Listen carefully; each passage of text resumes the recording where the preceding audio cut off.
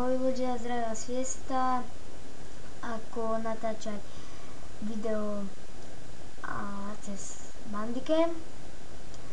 Takže otvoríme si Mozilla Firefox alebo Google Chrome. Potom toto bude v popisku. Stiahnite si toto a potom už nainštalujete, samozrejme. Takže ja to mám tu stiahnuté už. Potom si otvoríme Bandicam. No,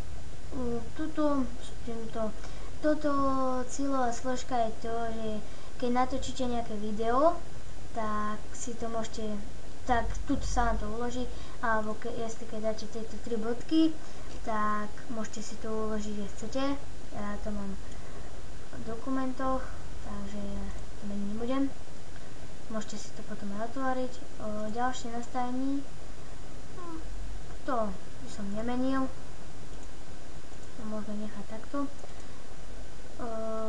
Snímek F11, samozrejme to si môžete prehodiť na svoju, napríklad F10, F9 a tak, všetko od F1 až po F12, čo chcete. Vo videu takisto F12 sa to zapína aj stopuje, takže môžete si to zmeniť ako chcete a takisto pauzu si môžete zmeniť. Potom skryť ukazateľ myši, to je, že keď odkliknete, tak nebudete vidieť myš. To chápete asi všetci. No a to je asi tak všetko. Ja ďakujem za zhlédnutie a keď sa vám moje video páčilo a pomohol som vám, tak odoberajte a lajkujte. Takže čaute.